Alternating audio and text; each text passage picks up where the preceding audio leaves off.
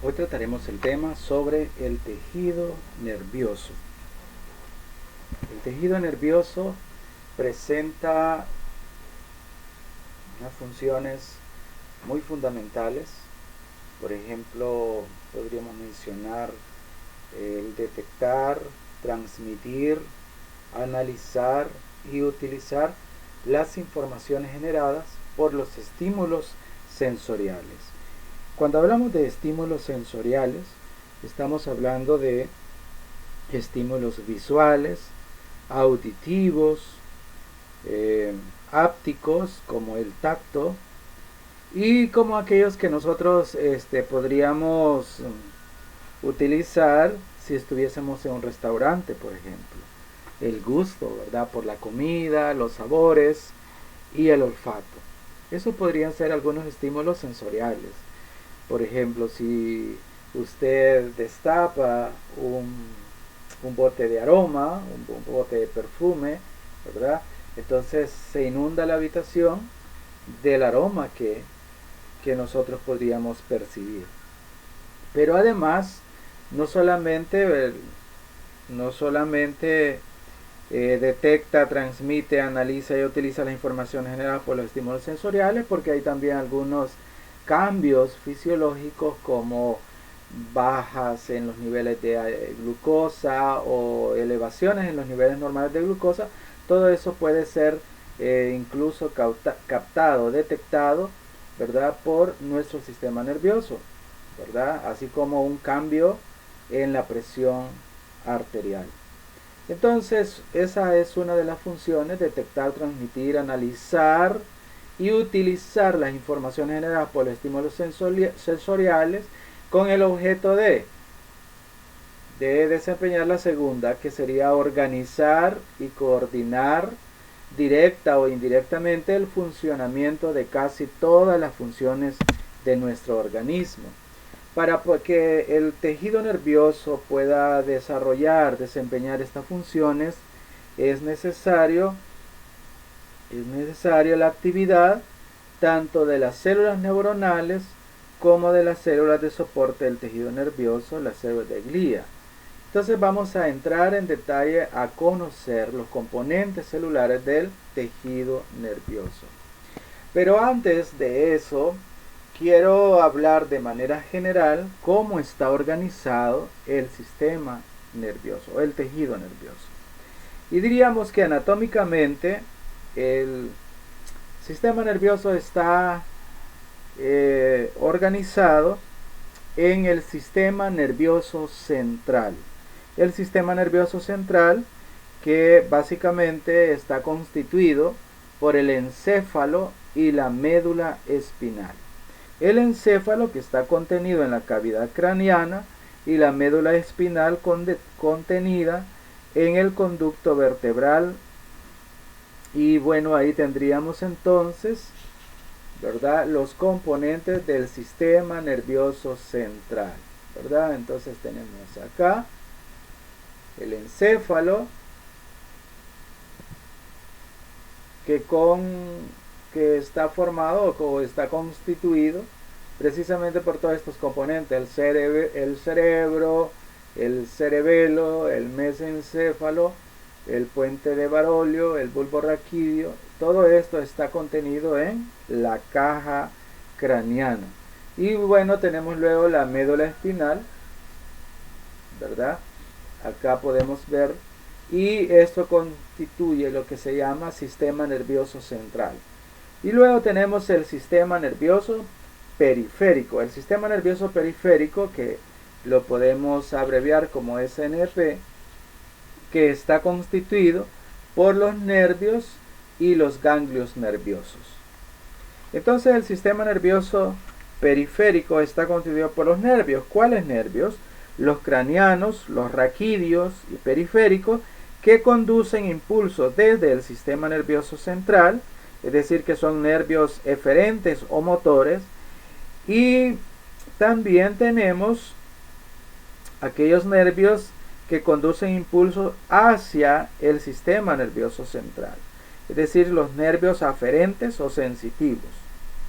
Y además de los nervios, pues tenemos los ganglios. ¿Y qué son los ganglios? Son un conjunto de cuerpos neuronales llamados ganglios, ¿verdad?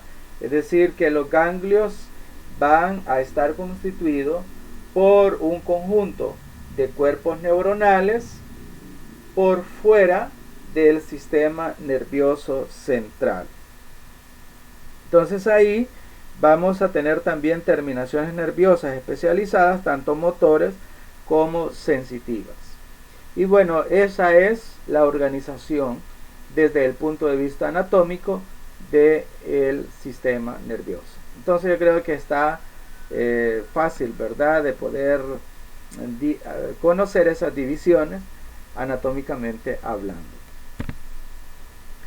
Pero si nosotros queremos hablar o estudiar este tema desde el punto de vista fisiológico, entonces diríamos que fisiológicamente el sistema nervioso se divide en un componente sensitivo, y a ese componente sensitivo se le llama aferente, ¿verdad?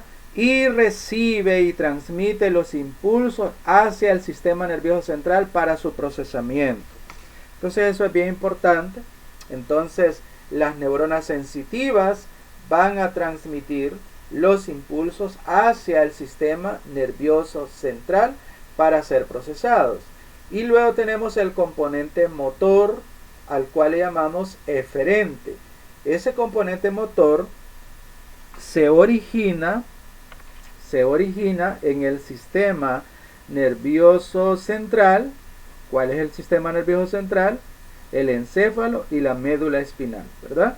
Ya estábamos viendo eso. Y transmite los impulsos hacia los órganos efectores del cuerpo. Entonces ahí tenemos el componente motor, ¿verdad?, que parte del sistema nervioso central y transmite los impulsos nerviosos hasta los órganos efectores de todo el cuerpo. Ahora bien, el componente motor, también llamado eferente, este componente motor también llamado eferente, se subdivide en sistema somático y sistema autónomo. El sistema somático, en este sistema somático los impulsos nerviosos que se originan en el sistema nervioso central se transmiten directamente a través de una sola neurona que parte desde el sistema nervioso central y llega hasta el músculo esquelético. Es decir, que ahí una sola neurona está transmitiendo una respuesta motora desde el sistema nervioso central hasta el órgano efector, en este caso el sistema somático, inerva al músculo esquelético.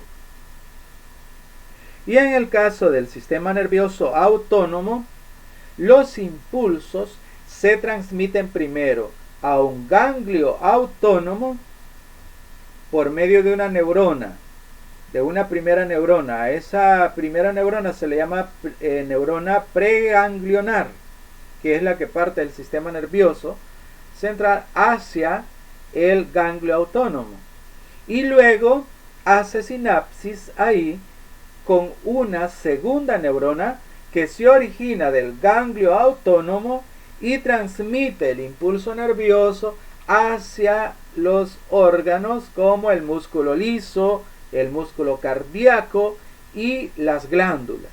Por lo tanto, usted ve acá una diferencia, ¿verdad? En el sistema somático solo esa respuesta es llevada al músculo esquelético por una sola neurona, pero en el sistema autónomo existe la participación de dos neuronas, la neurona preganglionar y la neurona postganglionar.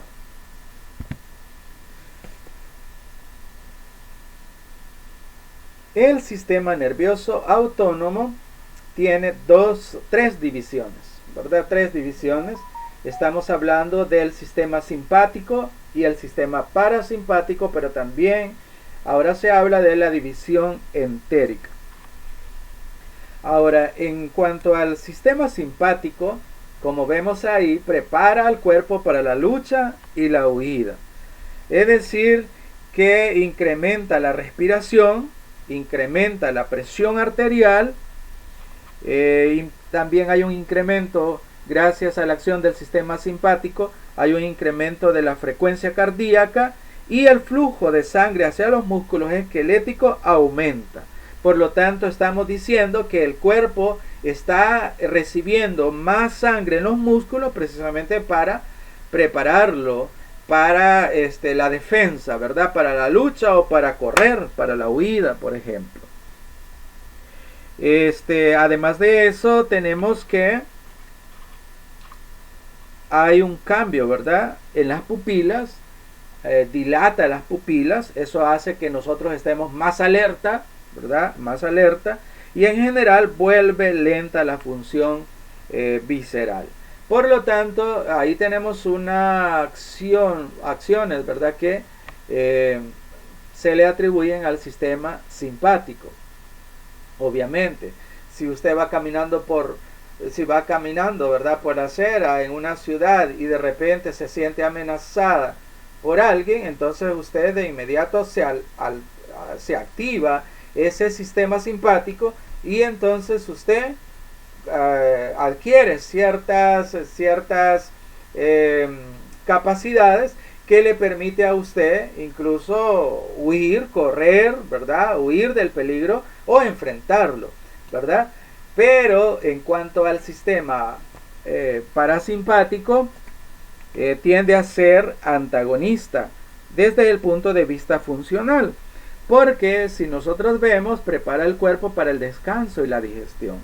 Entonces, en este caso, se va a disminuir la respiración, disminuye la presión arterial, nos relajamos, la frecuencia cardíaca también disminuye y en general se reduce el flujo de sangre hacia el músculo esquelético, constriñe las pupilas en forma antagónica al sistema simpático que decíamos que dilata, ¿verdad? Las pupilas, y entonces el sistema parasimpático aumenta en general las acciones y funciones del sistema visceral, es decir, prepara el cuerpo para el descanso y la digestión.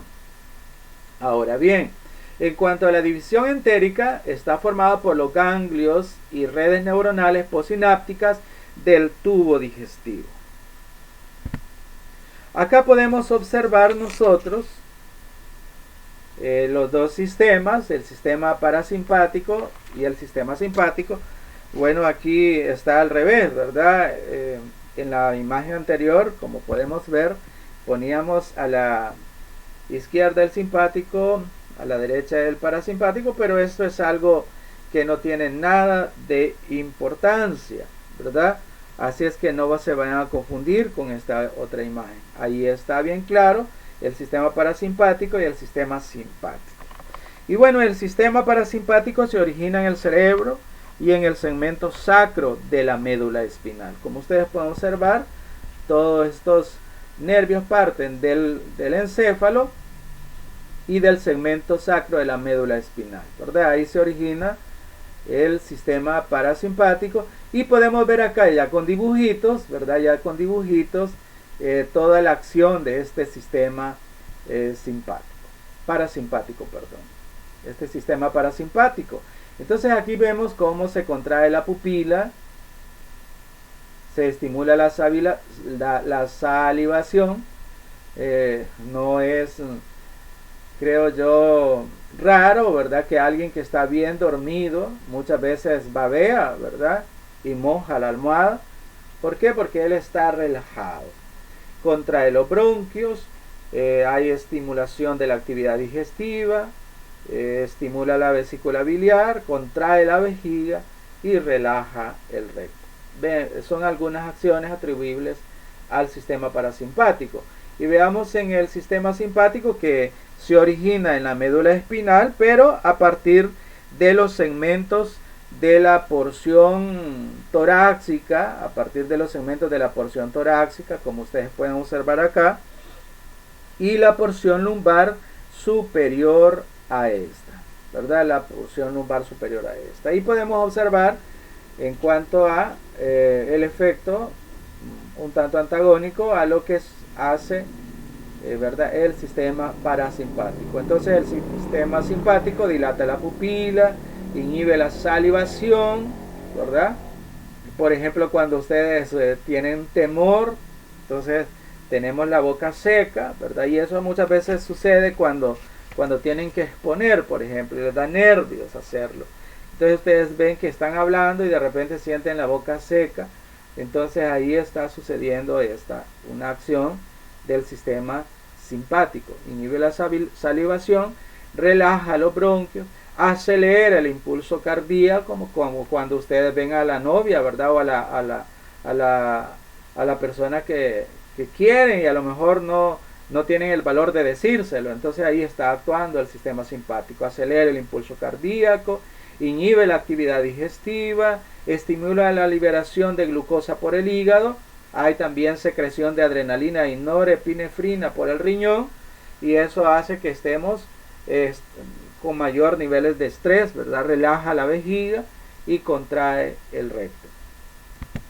Y bueno, conociendo ya estas divisiones del sistema nervioso, ¿verdad?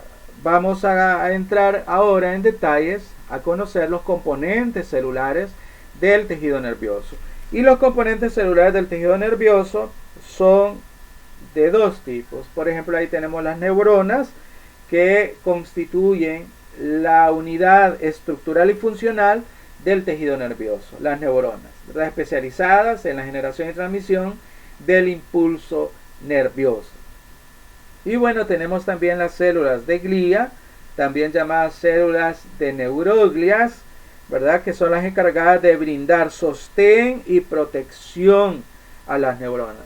No simplemente brindan sostén, sino que crean condiciones óptimas para que las neuronas puedan generar los potenciales de acción que básicamente se transmiten a lo largo del axón. Por lo tanto, juegan un papel muy importante en el sistema nervioso. Pero hablando principalmente de la célula que constituye la unidad estructural y funcional del sistema nervioso, diríamos que básicamente las neuronas juegan un papel medular, ¿verdad? En lo que es el sistema nervioso central, ya que constituye esa unidad funcional, ¿verdad? Capaz de recibir, conducir, transmitir señales electroquímicas llamadas impulsos nerviosos, ¿verdad? Entonces las neuronas tienen esa función. Son células especializadas en eso, en recibir. Y reciben los impulsos nerviosos a través de las dendritas, que son esas proyecciones que surgen del cuerpo neuronal. Y conducen ese impulso nervioso a través de esa proyección larga, ¿verdad? Y única, que se llama axón. Y el axón al final se ramifica, ¿verdad? Creando una arborización terminal. Al final tenemos los botones sinápticos que almacenan el neurotransmisor, que va a ser liberado para que el impulso nervioso pueda transmitirse de una neurona a otra o de una neurona a otra célula efectora. Algo interesante es que vamos a ver acá, vamos a ir conociendo cada una de las partes de la neurona. Entonces tenemos aquí las dendritas, luego tenemos aquí el soma o cuerpo neuronal, aquí lo podemos observar también, el soma o cuerpo neuronal, y pueden ustedes ver que dentro de ese soma o cuerpo neuronal encontramos el núcleo de la célula neuronal y luego dentro del núcleo el nucleolo. Y luego tenemos la proyección larga, ¿verdad? Que corresponde al axón. Entonces vamos a ir estudiando cada una de estas partes que constituyen las neuronas. Y vamos a decir que el soma, que básicamente es la imagen que nosotros tenemos ahí, es la porción central de la célula, en la cual se encuentra el núcleo, que lo podemos observar, un núcleo muy central, ¿verdad? A veces se puede ver excéntrico, pero en este caso estamos viendo un núcleo central redondeado, grande, ¿verdad? y podemos observar un citoplasma perinuclear. El citoplasma perinuclear lo vemos en esta región. El resto del citoplasma lo vamos a encontrar en las prolongaciones del cuerpo neuronal. Esas prolongaciones del cuerpo neuronal serían las dendritas y el axón. ¿Qué más podríamos observar aparte del núcleo en el cuerpo neuronal? Pues vamos a ver dentro del núcleo al nucleolo, que es bien definido, es excéntrico o central, ¿verdad? Excéntrico o central. Esto es bien importante porque cuando miremos un corte histológico de la neurona, el nucleolo puede estar acá.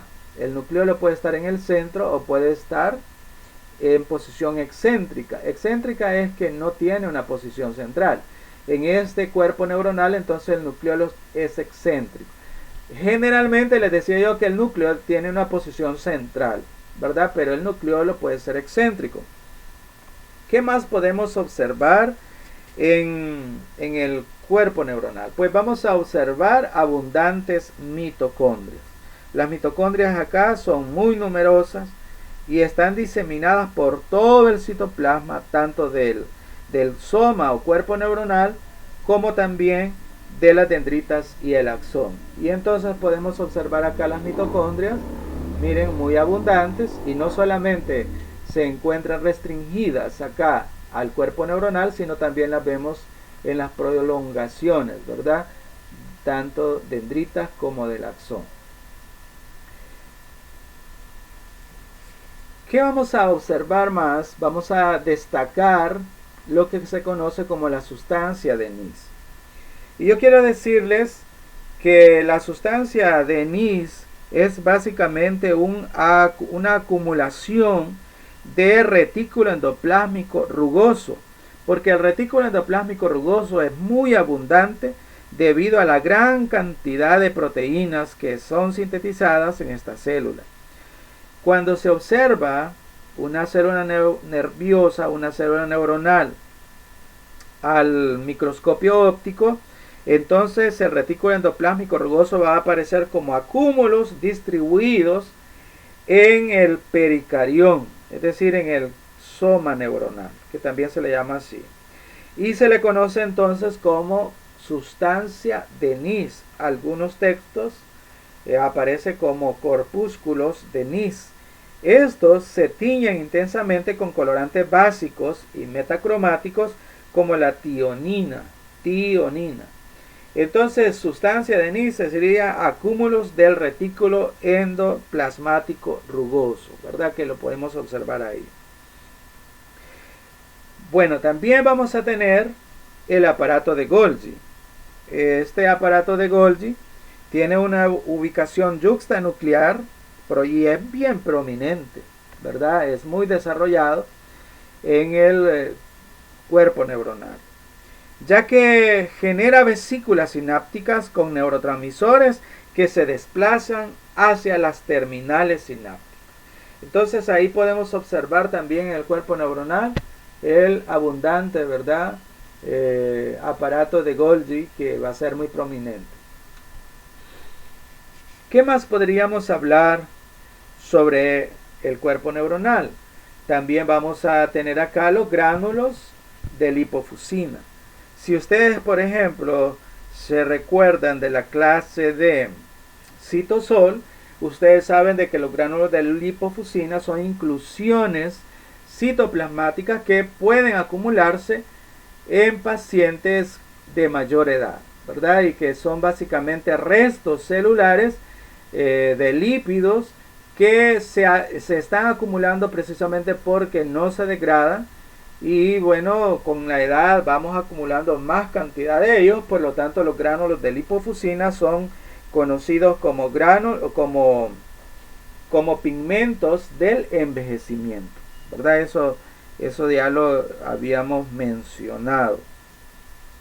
Y bueno, ahí tenemos entonces, tenemos también lisosomas y básicamente esos son los componentes que nosotros podríamos encontrar, ¿verdad?, en lo que es el cuerpo neuronal. de estas neuronas. Ahora vamos a estudiar las prolongaciones del cuerpo neuronal. Y ahí tenemos, por ejemplo, que otra de las características específicas de las neuronas es que son células, ¿verdad?, muy complejas, que presentan esas prolongaciones cortas del cuerpo neuronal, a cuales vamos a llamar dendritas.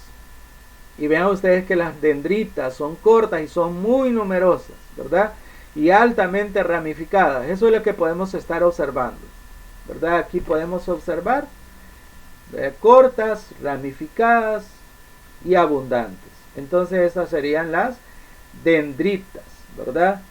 Y también son muy delgadas. Y la palabra dendrita viene del griego dendrón, que significa árbol. Entonces contribuye a aumentar la superficie de contacto de la neurona y tiene por función, como les decía yo, recepcionar, recibir, ¿verdad?, el impulso nervioso. Capta el impulso nervioso, recibe el impulso nervioso a través de las dendritas, ¿verdad? Y el impulso nervioso entonces se recepciona y lo conduce hacia el soma neuronal. Algo interesante que quiero decirles es que el número de dendritas aumenta en procesos de aprendizaje y disminuye con la edad. Entonces, ¿qué significa? Que usted debe de leer, usted tiene que estar aprendiendo, usted tiene que estar estudiando, porque eso lo va a mantener activo. Yo antes decía, bueno, ¿y por qué yo veo ya personas que ya van a jubilarse, están sacando cursos, están sacando esto, están todavía estudiando más? Yo creo que no lo hacen por el deseo de obtener un nuevo título, ¿verdad?, sino que lo hacen con el objeto de mantener activo su cerebro, ¿verdad?, con mantener activo, trabajando esas neuronas. ¿Por qué? Porque de esa manera van entonces ellos a mantenerse más saludables y van a prevenir muchas enfermedades neurodegenerativas. Porque ya les decía yo que el número de dendritas aumenta en procesos de aprendizaje y disminuye con la edad. También disminuye con la desnutrición. Por lo tanto, es por esa razón que ahora, ¿verdad?, el Ministerio de Educación, ustedes ven que da mucha importancia a la parte de distribuir alimentos ahí con la población estudiantil, precisamente porque hay muchos niños, por ejemplo, que tienen problemas de desnutrición y a lo mejor en sus hogares no reciben los nutrimentos adecuados. Entonces se le da un refuerzo alimentario en las instituciones. ¿Por qué? Porque la desnutrición también hace que la cantidad, ¿verdad?, de dendritas disminuya. Igualmente, aparte de la edad, la desnutrición y las enfermedades neurodegenerativas pueden causar un deterioro. Pero yo les animo entonces a que estudien más, ¿verdad? No es un misterio, ¿verdad? No es un misterio que aquellas personas que les gusta leer, aquellas personas que les gusta estudiar mucho más, sacan mejores calificaciones, y a lo mejor no es porque sean superdotados, sino porque se han esforzado más. Y cuando nosotros ejercitamos más nuestras células neuronales, muchos mejores rendimientos vamos a tener en nuestros procesos educativos. Y bueno, ahí tenemos el axón. El axón sabemos que es una prolongación única, ¿verdad?, que nace desde una región del soma. Esa región del soma se llama cono axónico y es una proyección larga, pero que en su extremo se puede ramificar, ¿verdad? Y aquí podemos tener estas ramificaciones colaterales, ¿verdad? Y al final cada una de esas ramificaciones puede sufrir otros tipos de ramificaciones menores, a los cuales se les llama arborización terminal. Y la arborización terminal va a finalizar en estos botones sinápticos. Y entonces aquí tengo yo una ampliación del botón sináptico. Estos botones sinápticos son los que se unen a otras dendritas, cuerpos de otras neuronas u otras estructuras como músculo o glándulas. Así que son muy importantes, ¿verdad? Son estructuras claves para que ocurra esa comunicación sináptica entre neurona y neurona o neurona y célula efectora. ¿Y cuál sería entonces la función del axón? Bueno, la función del axón sería la conducción del impulso nervioso. Es decir que las dendritas reciben el impulso nervioso procedente de otras neuronas, ¿verdad? Pero lo conducen a través del axón. Es decir que el axón es la estructura utilizada por las neuronas para conducir el impulso bioeléctrico, ese impulso nervioso, ese potencial de acción que se genera en el soma, y lo transmite a otras neuronas, a músculos o glándulas, ¿verdad? Entonces juega un papel sumamente importante. Ahora diríamos que la longitud del axón depende de la ubicación de las neuronas. Hay neuronas que tienen axones muy largos, ¿verdad? Por ejemplo, las neuronas, el axón de las neuronas de la zona lumbar, de la médula espinal, puede llegar hasta el pie. Entonces ahí estamos hablando de que el axón pues mide hasta 1 metro, ¿verdad? Sin embargo, si estamos estudiando aquellas neuronas que están presentes en la médula espinal, que son muy pequeñitas, que se llaman neuronas de asociación o intercalares, esas neuronas pues tienen un axón muy pequeño. Entonces, dependiendo de la ubicación de la neurona, dependiendo del tipo de neurona, así va a ser la longitud que presente el axón. Y bueno, el axón contiene mitocondrias, contiene también neurofilamentos, y el axón carece de cuerpos de Nys, ¿verdad? Carece de cuerpos de Nys, es decir, que no tiene retículo endoplasmático rugoso. Y el citoplasma del axón, vamos a referirnos al citoplasma del axón con la palabra axoplasma, es decir, que es la palabra que se utiliza para referirnos al citoplasma del axón, axoplasma. Y nace del soma y se extiende hasta la arborización terminal, donde desaparece. Y a la membrana que rodea el axón también recibe un nombre especial, y ese nombre es axolema. El axón de una neurona típica pasa a ser una fibra nerviosa al estar rodeado de ciertas envolturas o vainas. Es decir, que ese axón va a estar recubierto por ciertas envolturas o vainas, y obviamente vamos a encontrar ahí células envolventes. Por ejemplo, en el sistema nervioso periférico vamos a encontrar la célula de Schwann, ¿verdad? Célula de Schwann que envuelve al axón y forma lo que conocemos como la capa de mielina, ¿verdad? Forma la capa de mielina, que solo se interrumpe al nivel de los nódulos de Ranvier. Entonces aquí tendríamos los nódulos de Ranvier, que es la región donde se interrumpe la capa de mielina. Entonces, cuando el axón está envuelto por ciertas envolturas o vainas, entonces le llamamos fibra nerviosa. Y casi todas las fibras nerviosas están rodeadas de una membrana de naturaleza celular llamada neurilema o células de Schwann. Estas células cumplen una importante función en la regeneración, en la protección de las fibras nerviosas. Y las células de Schwann secretan una cubierta lipídica que envuelve a ese axón, que se conoce como vaina de mielina. Vaina de mielina. Bien, estamos hablando de células de Schwann en el sistema nervioso periférico, pero estaríamos hablando de oligodendrocitos en las células del sistema nervioso central, ¿verdad? Ya vamos a ver cuál es la diferencia entre ellas, pero que son células que desempeñan una función muy importante, que es envolver al axón y generar esa vaina de mielina, que básicamente la vamos a estudiar con mayor detalle posteriormente. Ahora vamos a hablar sobre los diferentes tipos de neurona. Vamos a hablar sobre los diferentes tipos de neurona. En este caso podemos observar que las neuronas pueden ser clasificadas de acuerdo a su tamaño y forma de sus prolongaciones, ¿verdad? Al tamaño, forma y número de prolongaciones, podría decir yo.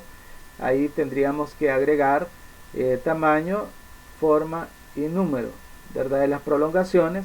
Y de esa manera nosotros podemos obtener, por ejemplo, las neuronas bipolares. Las neuronas bipolares poseen dos prolongaciones citoplasmáticas y es lo que podemos observar acá.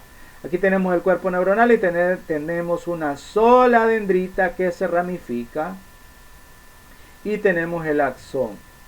Entonces solamente tenemos dos prolongaciones y por esa razón esas neuronas se clasifican como bipolares.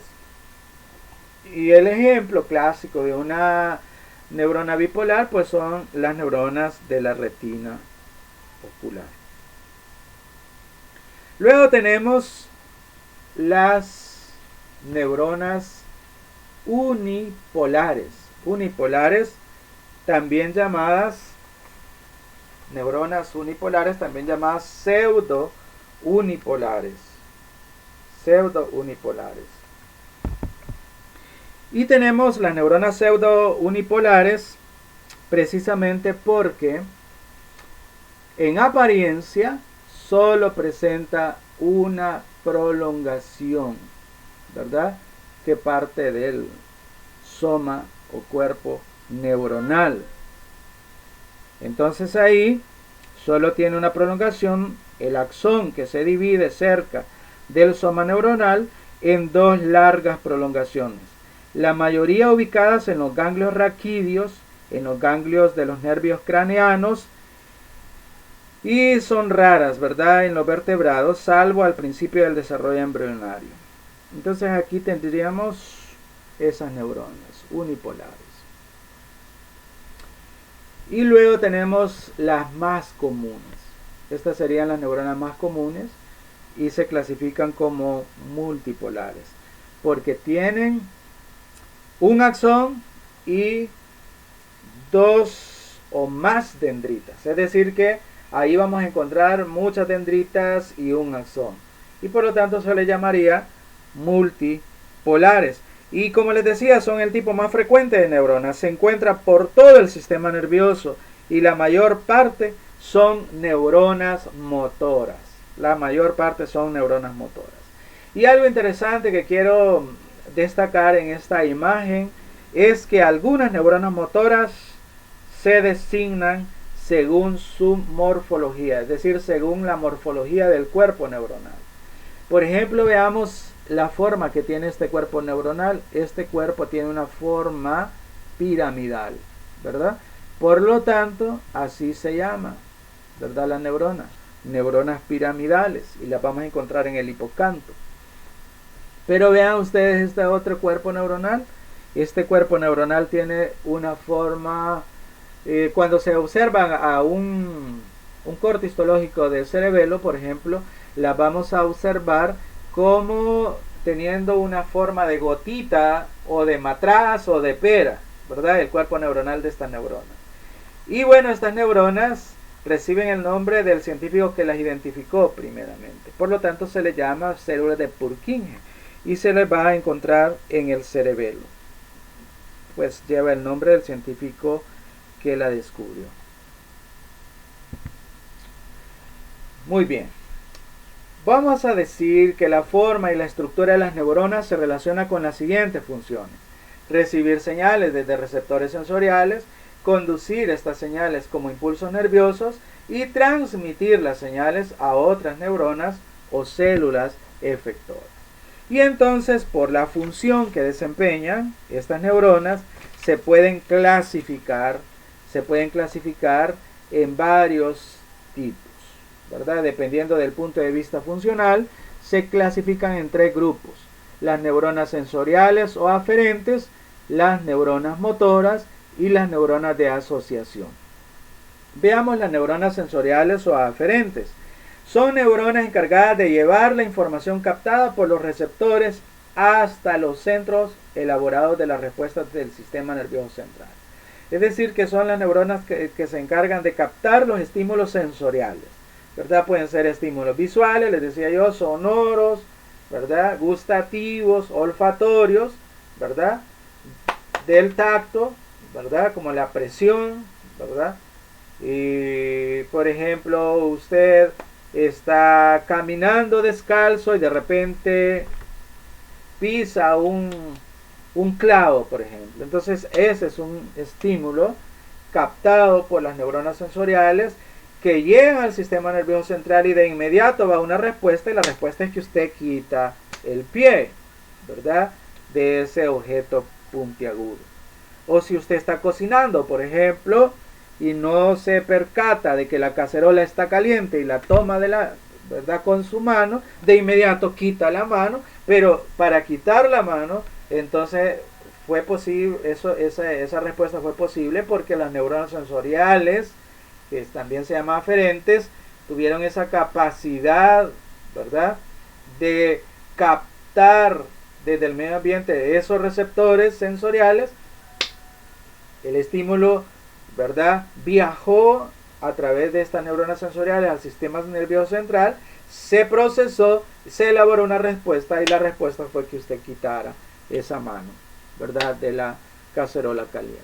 Entonces, por eso digo que el estímulo puede ser un haz de luz, puede ser sonido, presión sobre alguna zona del cuerpo, cambios de temperatura o alguna sustancia química aromática.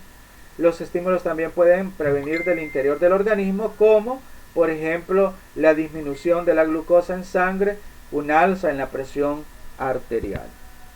Y bueno, tenemos ahí las neuronas de asociación intercalares que se ubican en el interior del sistema nervioso central. Se llaman interneuronas porque se van a colocar entre las neuronas sensitivas y las neuronas motoras. Se encuentran tanto en el encéfalo y la médula espinal, y el gran número de neuronas de asociación y de interconexiones entre ellas le suministra al hombre un número ilimitado de circuitos posibles para la conducción nerviosa. Entonces las neuronas motoras o eferentes son las que conducen las respuestas originadas en los centros elaborados del sistema nervioso central, llámese cerebro, médula espinal, hasta los efectores. ¿Cuáles serían? Pues músculo, glándula, corazón, etc. Entonces, esas serían las neuronas motoras o eferentes, las que conducen las respuestas desde el sistema nervioso central hacia el órgano efector. Bien, y entonces en el reflejo motor ahí tenemos nosotros vean ustedes la imagen, y entonces ubiquemos acá. Imagínense que nos quemamos, ¿verdad? Entonces aquí vemos a la neurona sensitiva que capta ese estímulo medioambiental y lo transmite hacia la médula espinal, en este caso, ¿verdad? El estímulo sensitivo. Luego este estímulo sensitivo es captado por la dendrita del cuerpo neuronal de las células neuronales más pequeñitas del sistema nervioso, serían las neuronas de asociación o intercalares, que captan el impulso nervioso y lo transmiten hacia las neuronas motoras, que parten del sistema nervioso central con una respuesta, y la respuesta es quitar la mano, ¿verdad? Nos vamos a quedar acá para otro segundo video y que no sea cansado, ¿verdad?, que ustedes estén viendo un video muy largo. Así que espero que puedan haber entendido un poquito, y cualquier duda háganmela saber.